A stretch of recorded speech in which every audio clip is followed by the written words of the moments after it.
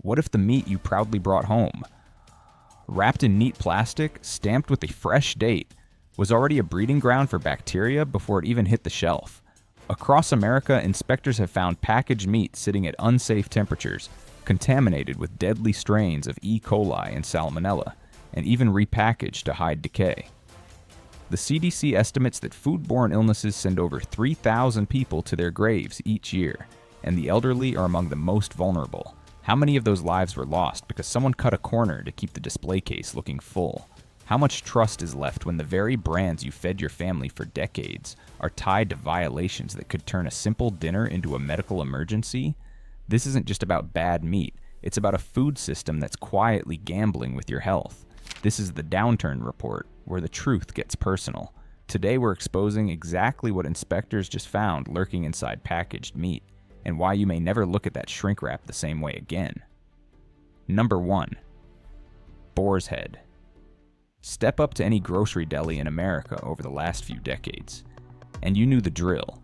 Spot the shiny slices of boar's head behind the glass, nod to the clerk, and feel like you were taking home the Cadillac of cold cuts. It wasn't just ham or turkey. It was a promise wrapped in paper, the kind that made you believe someone, somewhere, still cared about doing things the right way. Their ads painted pictures of butchers who practically knew the cows' birthdays, and the name carried a kind of old-world respect. For those trying to stretch a paycheck without cutting corners on quality, paying a little extra for boar's head felt like buying peace of mind along with lunch. Then came the summer of 2024, when that peace of mind shattered like a dropped pickle jar.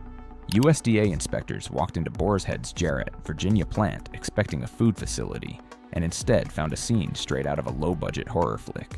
Black mold curling up the walls like it was auditioning for a haunted house. Mildew squatting in the corners as if it had squatter's rights. Condensation dripping from the ceiling right onto food prep surfaces. And the pièce de résistance? Mysterious fluids falling from above. The kind that makes you question not just your lunch, but your life choices. This wasn't some oops moment either. From August 2023 to August 2024, the plant racked up 69 separate violations. Then the real gut churner hit. The CDC confirmed the largest listeriosis outbreak in over 10 years. At least 10 dead, nearly 60 hospitalized, all linked to Boar's Head Deli meats and liverwurst. On July 30th, the company yanked more than 7 million pounds of product from shelves, over 70 different items. This wasn't a stray bad batch, it was the kind of systemic failure that turns a trusted brand into a public health headline. And if you've got a weakened immune system or you're in your golden years, listeria isn't just an inconvenience, it's Russian roulette on a sandwich bun. Every number had a name. A widow in New York filed a wrongful death lawsuit after her husband, who enjoyed Boar's Head liverwurst every Sunday, never came home from the hospital. For her, the loss wasn't just emotional. The medical bills and funeral costs tore through what little savings they had. Multiply that pain across states, and you see how quickly recall notices stop being abstract. By September, Boar's Head closed the Arad plant, scrapped liverwurst production entirely, and let go of around 500 workers, many living week to week, suddenly out in the cold. And just when you thought the lesson was learned, inspectors in early 2025 found sanitation problems at other Boar's Head facilities in Arkansas and Indiana. One bad apple? Remember, this was starting to look like an orchard problem. It's tempting to paint this as greed or negligence alone, but the truth may run deeper. The relentless pressure to produce more, faster, cheaper is like a conveyor belt running too fast. Something's bound to fall off. In a market that punishes slowness and rewards volume, sausage, small cracks in safety become canyons before anyone notices. The question is, are we seeing the failure of one company or the warning signs of a system built to fail? Switching away from the convenience of pre-sliced deli meats isn't easy, but your health deserves it. Buying whole cuts from local butchers or farmers markets, slicing them at home, freezing portions. It's not glamorous, but it's a safer bet than trusting a brand that stumbled this badly. And here's the thought that lingers long after the news cycle moves on. If a name as polished as Boar's Head can slip this far, what's hiding behind the glass at the other counters we trust without question? Number 2. Tyson Foods. Walk down any supermarket aisle in the US, and Tyson's red and yellow logo jumps out like an old neighbor who's been at every backyard barbecue you've ever thrown. Chicken nuggets for the grandkids, plump breasts for the grill, ground beef for the family chili. Tyson has been wedged into American dinner tables for so long it feels almost patriotic. Their ads lean on that feeding the nation image. See Bathrimar Marfinium Busts selling themselves as the muscle behind the family meal. But muscle turns to mush fast when the protein in question comes laced with bacteria. January of 2025 cracked that picture wide open. Federal court documents revealed Tyson would pay $1.8 million in penalties after USDA's Food Safety and Inspection Service caught multiple plants repeatedly shipping raw chicken, contaminated with dangerous strains of salmonella above allowable limits. In one Arkansas facility, internal test logs, later dragged into daylight, showed more than 30% of certain product lots failing pathogen standards in late 2024, yet the chicken still hit store shelves. For someone in fragile health, that's not poultry. It's a gamble with a side of fever and dehydration. Then came February, and the headlines turned darker. A Reuters investigation exposed hidden camera footage from Iowa and Nebraska plants, showing underage migrant children, some just 14, scrubbing blood and fat from kill floors in the dead of night. They were handling caustic chemicals at 2 a.m, risking burns and permanent injury, all to clean the same machinery that would process tomorrow's meat. It wasn't just a breach of labor laws. It was a gut punch to anyone who believes food production should never come at the cost of a child's safety. By March, another scandal hit. Tyson's beef division was named in a price-fixing settlement involving restaurants and school lunch distributors. Internal emails hinted at executives working with competitors to manage supply and keep wholesale prices inflated. That meant school systems, already scraping to feed low-income kids, had to stretch budgets even thinner while corporate profits stayed well-fed. Imagine taxpayer money intended to nourish children ending up fattening a corporate bottom line instead. When a company this big stumbles, the shockwaves don't just hit stock prices. They ripple into rural groceries, food banks, and senior centers that depend on Tyson's bulk deals. A recall here, a price spike there, and suddenly retirees, single parents, and small-town families are left choosing between protein and paying the light bill. It raises a chilling question. If a meat giant with Tyson's visibility can let contamination slide, use kids in hazardous jobs, and inflate prices for public institutions, what's happening in the shadows at smaller, quieter brands that never make headlines? For those reconsidering what's on the dinner plate, there are options that bypass the industrial churn. Regional poultry cooperatives in the Carolinas or the Midwest, for instance. Many sell directly through subscription boxes or local markets, offering whole birds and cuts from USDA-inspected plants with shorter supply chains and more oversight.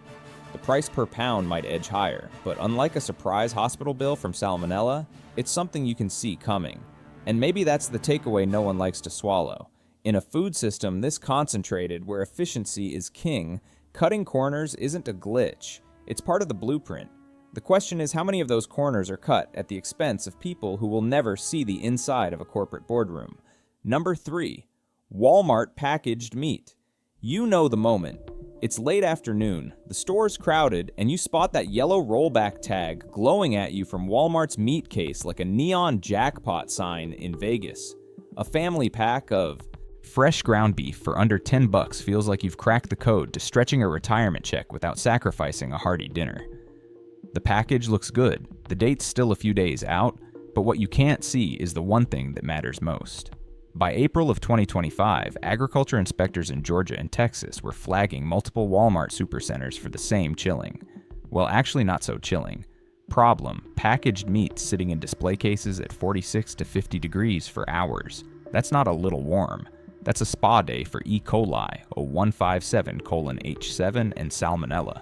Once meat crosses the 40-degree mark, bacterial growth doesn't just pick up speed, it hits the gas like a teenager in Dad's Corvette. And every extra hour is another spin of the illness roulette wheel, with the sickest consequences landing hardest on those least able to fight back. Then came the twist that made even seasoned investigators wince. ProPublica got its hands on a leaked internal memo from a Mississippi Walmart store manager instructing employees to repackage intact meat cuts nearing expiration. Trim off the gray bits, Swap into new trays, slap on fresh dates, and sell it without telling customers. Perfectly legal? Not everywhere. Perfectly safe? Absolutely not.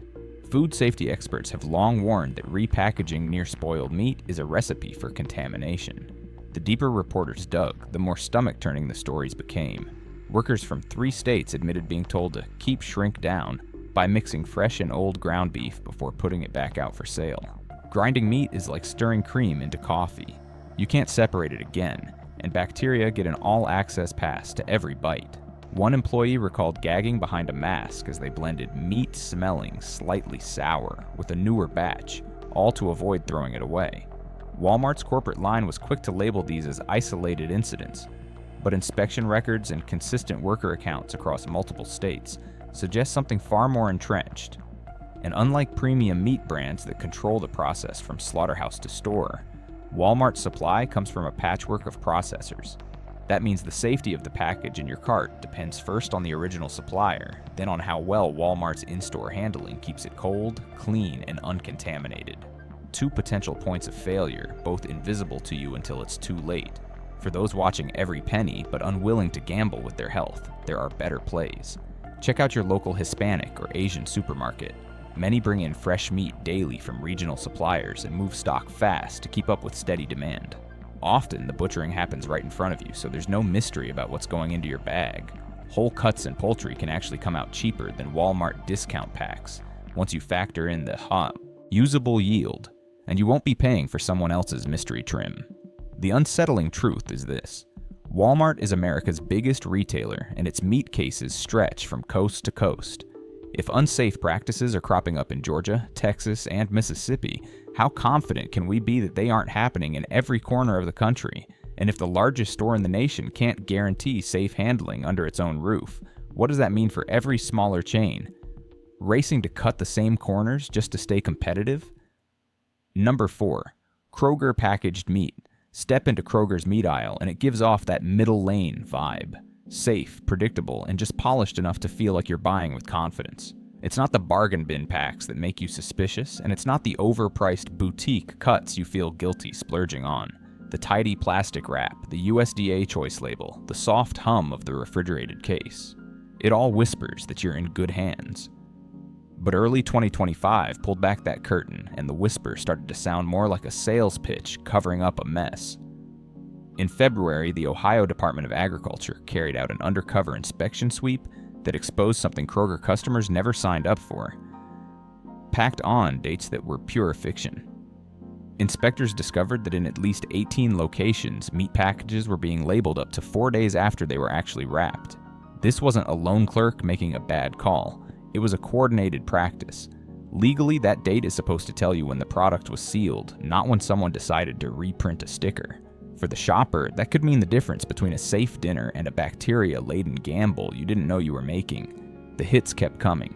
March brought a recall of over 82,000 pounds of Kroger-branded ground beef across 6 states after FSIS testing revealed E. coli 0157:H7 contamination in product lots from a Kansas partner plant. The recall notice read like routine damage control, but buried in the fine print was the gut-turning detail. The contaminated beef had been on sale for nearly 2 weeks before the warning went public. By the time customers knew, thousands of pounds had likely already been eaten.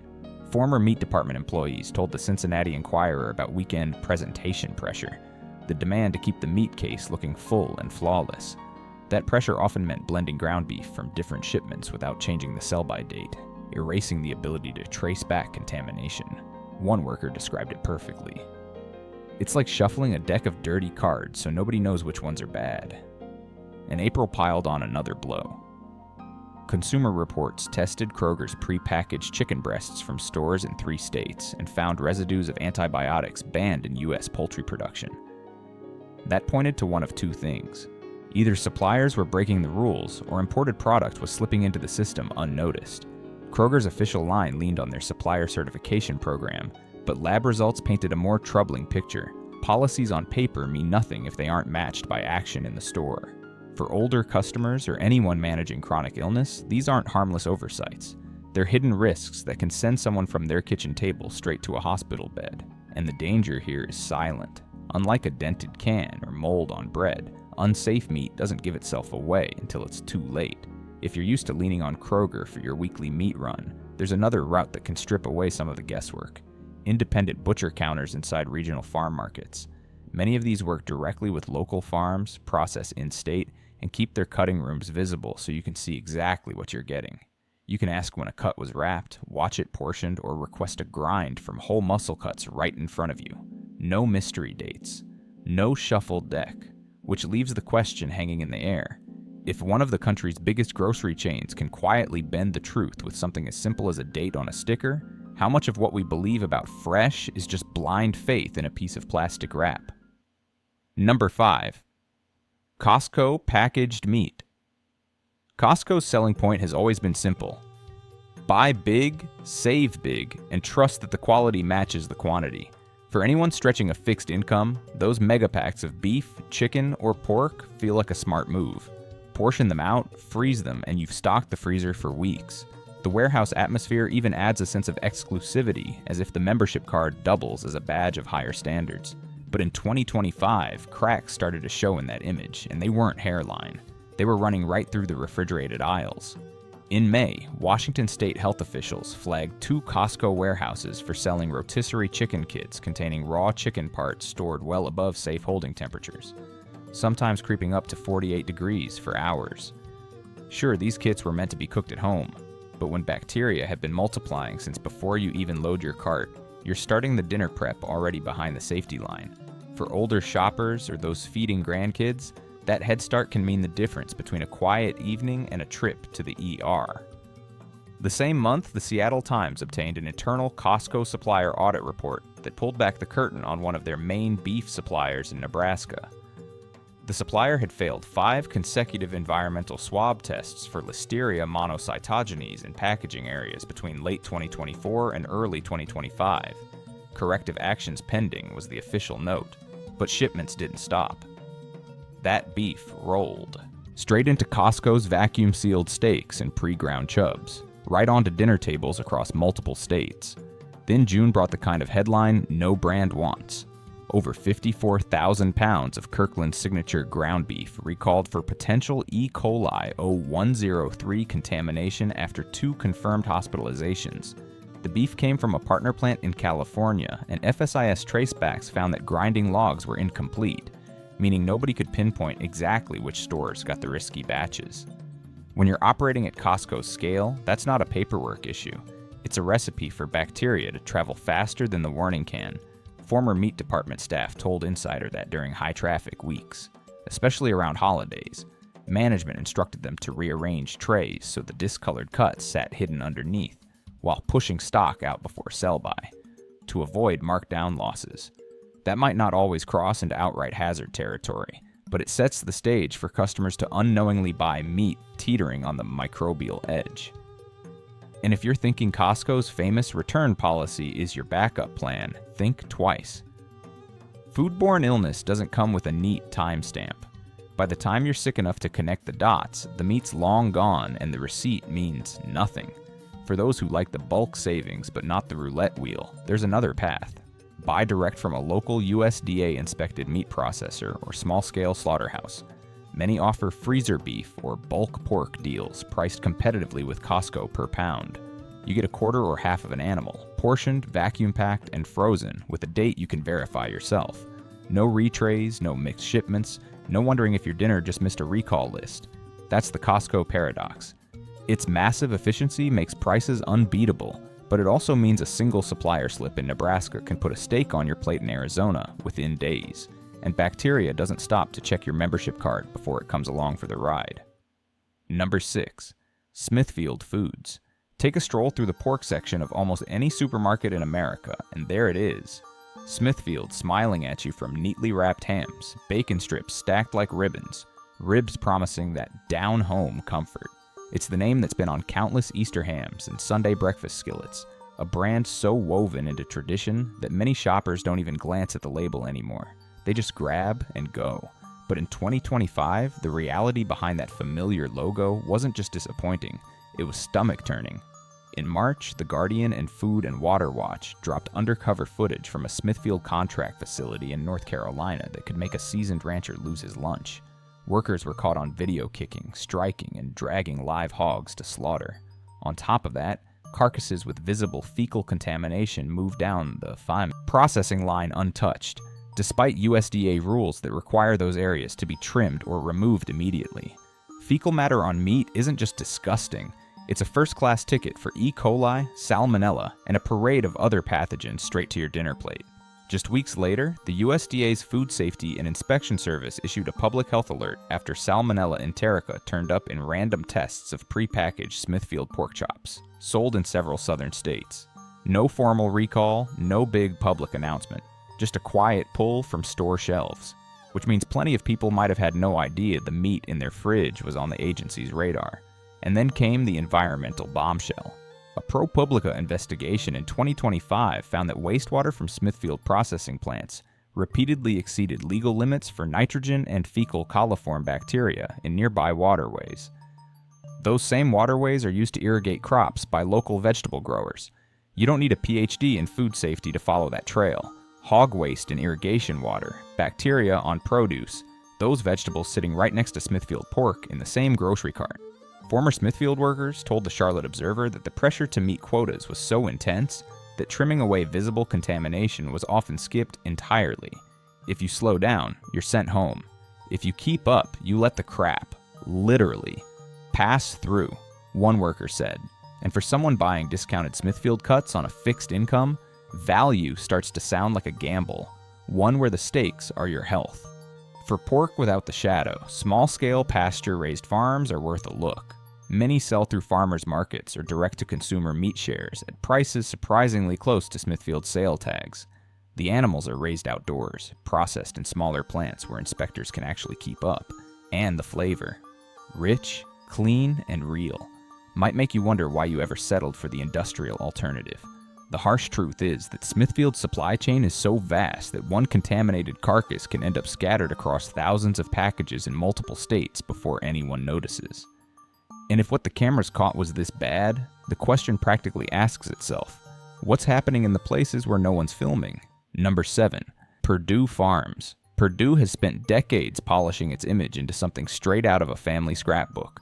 Sunlit barns and commercials, children laughing as they chase plump hens across green fields, labels shouting all natural and no antibiotics ever. For many older shoppers, it feels like the kind of chicken you could serve your grandkids without hesitation, wrapped in the same kind of trust you'd have for a neighbor's backyard coop. But in 2025, the shine on that image cracked, and what spilled out was anything but pastoral. In April, the USDA's National Organic Program opened a formal investigation into Perdue's use of natural and humanely raised claims, after whistleblowers and independent auditors painted a very different picture. Behind the marketing gloss, footage released by Compassion and World Farming USA showed over 30,000 birds crammed into dimly lit warehouses, packed so tightly they could barely turn around. Ammonia burns scarred their feet from standing in their own waste for weeks. Technically, this didn't violate the letter of U.S. natural labeling rules, but it shredded the spirit of the images Perdue uses to sell its chicken. That same month, Consumer Reports tested chicken breasts from multiple East Coast Perdue suppliers and found something far more alarming than misleading labels. 38% of samples carried salmonella, and 14% of those had multi-drug-resistant strains, the kind that makes doctors' blood run cold because standard antibiotics don't work. For seniors, children, or anyone with a weakened immune system, that turns what should be a recoverable illness into a life-threatening emergency. May brought yet another blow. A class action lawsuit in Maryland claiming Perdue knowingly sold chicken labeled no antibiotics ever from flocks treated with ionophores. While these aren't used in human medicine, they're still banned under USDA's definition of that marketing term. Internal emails obtained by the plaintiffs allegedly showed executives focused on managing public perception if the truth got out, rather than fixing the problem at its source. It's one thing to find contamination in food. Bacteria can be fought with better oversight. But deception is harder to wash off.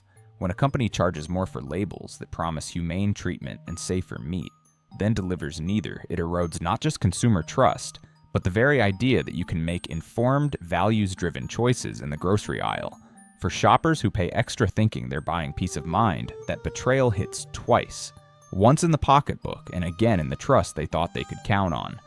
If you want poultry that truly lives up to the promise of no antibiotics and humane treatment, your best bet is a local pasture-based farm that processes on-site or through small USDA-inspected facilities. Many invite customers to visit, see the birds outdoors, and even observe processing days so there's no doubt about what's going into your freezer. The price per pound might be a touch higher, but the transparency and safety are worth far more than a mass-market natural sticker. The Purdue revelations leave an unsettling question behind. If a brand with such a squeaky clean public image can twist the meaning of natural and humane until it's just clever packaging, how much of what we see in the meat aisle is real? And how much is just marketing with better lighting? Your voice matters. Share your story, protect our food future, and subscribe now to stand together for truth and safety. Thank you for watching today's video all the way through. If you found the content helpful, don't forget to click like and subscribe to stay updated to our latest daily videos. Now feel free to check out other feature videos currently shown on your screen. Goodbye, and see you in the next video.